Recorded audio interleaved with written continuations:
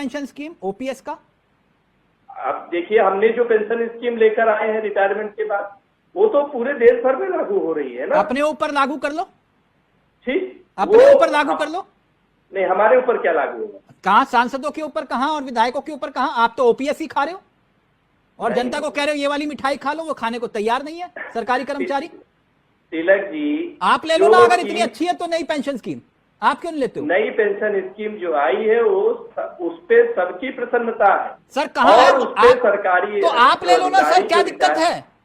आप ले लो ना, आप क्यों नहीं लेते हो? आपको दो अलग अलग पेंशन चाहिए, ओल्ड पेंशन स्कीम भी चाहिए आपको? यदि उसकी आने वाले दिनों में जरूरत पड़ेगी तो उस पर विचार किया जाएगा। अच्छा, तो मतलब दूसरे को कह रहे हो कि ये दवाई बहुत अच्छी है, तुम्हें मेरी कसम खानी होगी और खुद नहीं खाओगे आप। पेंशन स्कीम आई है, क्या उस पर भी विरोध हो? उस पर तो कोई है। देखिए, जो सरकारी इनपुट, आप ये कह रहे हो कि इस चुनाव में ओपीएस का कोई असर नहीं पड़ेगा? बहुत अच्छी है, ओपीएस का कोई असर नहीं पड़ेगा ना। आप नई पेंशन स्कीम सबके लिए खुशी का वो है। जरा 3 फायदे बता दो नई पेंशन स्कीम के। देखिए, जो भी नई पेंशन स्कीम, अभी मुझे विस्तृत उस पर वो नहीं है मेरे पास डॉक्यूमेंट नहीं, तो अभी तो आप ज्ञान दे रहे थे कि ओपीएस सबसे बेहतर है। नई पेंशन स्कीम जिस प्रकार से आखिरी जो उनकी वेतन मिल रहा होगा उसका जो 50% मिलेगा सर, ये 50, 40, 30, एक मिनट मैं कह रहा हूं चंद्रभूषण जी, पहले आप मीठा खाना छोड़िए ना, फिर दूसरे को कहिए कि शुगर हो जाएगा, मीठा मत खाया करो, है ना?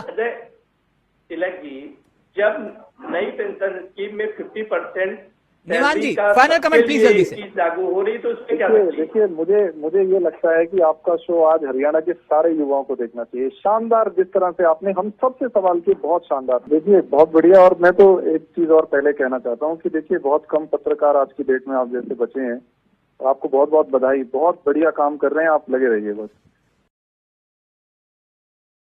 तो दोस्तों, जैसा कि आपने वीडियो में देखा कि पत्रकार महोदय ने किस प्रकार से माननीय नेताजी से, भारतीय जनता पार्टी के नेताजी से बोला कि आपका यूपीएस और ओपीएस पे क्या स्टैंड है, तो उन्होंने क्लियर बोल दिया कि यूपीएस स्कीम तो हमने कर्मचारियों को लागू कर दी है और ये बहुत अच्छी स्कीम है। बट जब पत्रकार बंधु ने पूछा कि आप ही क्यों फिर यूपीएस नहीं ले रहे हो, आप ओपीएस क्यों ले रहे हो, आप तो रसमलाई खा रहे हो और दूसरों को बोल रहे हो कि शुगर हो जाएगी, तो इस क्वेश्चन में उनके पास जवाब नहीं मिल पाया। और इस चीज़ से ये क्लियर हो जाता है, ये एक शंका पैदा हो जाती है कि क्या सच में यूपीएस स्कीम इतनी अच्छी है जैसे कि सरकार के द्वारा बताया जा रहा है, या तो प्रधानमंत्री जी को इस बारे में पता नहीं है कि किस प्रकार से कर्मचारियों को प्रॉब्लम आ रही है, या तो जानबूझ के सारी कार्रवाई की जा रही है। इस प्रकार से जो स्टेटमेंट आया था दोस्तों, ये विजय कुमार बंधु ने एक कॉन्फ्रेंस में बोला था कि या तो मोदी जी को पता नहीं है कि ऐसे ऐसी समस्याएं हैं, या तो वो झूठ बोल रहे हैं। तो कहीं ना कहीं देखा जाए तो यूपीएस स्कीम जो लाई गई है ये किसी भी प्रकार से सही नहीं बताई जा रही है। कर्मचारी संगठन जितने भी हैं पूर्ण विरोध कर रहे हैं इसका। और जैसा कि आपको पता ही है कि अभी हाल ही में हरियाणा में चुनाव संपन्न हुए कल, और जो एग्जिट पोल जो कराया गया है वहाँ पर तो ओपीएस जीतती हुई नज़र आ रही है। बट एग्जिट पोल से हम पूरी तरीके से क्लियर नहीं हो सकते हैं कि किसकी सरकार बनेगी, क्या बनेगी। फिलहाल सरकार किसी की भी बने, बट जो मुद्दा है कर्मचारियों का वो है पुरानी पेंशन योजना। उनका कहना यह है कि हमें पुरानी पेंशन योजना जो सरकार देगी वो राज करेगी। अब चाहे वो कोई भी सरकार हो, इस पर किसी के प्रकार से नहीं कहा जा सकता। भारतीय जनता पार्टी ने अपनी तरफ से यूपीएस लेके आई, कर्मचारियों को पसंद नहीं आई। अगर कोई अन्य पार्टी की सरकार आती है, वो क्या लेकर आती है, वो कर्मचारियों को पसंद आता है तो ठीक है, अदरवाइज कर्मचारी उसका भी विरोध करेंगे। तो कुल मिलाकर जो मुद्दा है वो पुरानी पेंशन योजना ही मुद्दा है। तो फिलहाल दोस्तों, खबर यही थी। मेरे द्वारा दी गई जानकारी अच्छी लगी हो तो प्लीज़ वीडियो को लाइक, शेयर, कमेंट जरूर करिए। मिलते हैं अगली वीडियो में, तब तक के लिए जय हिंद, जय भारत।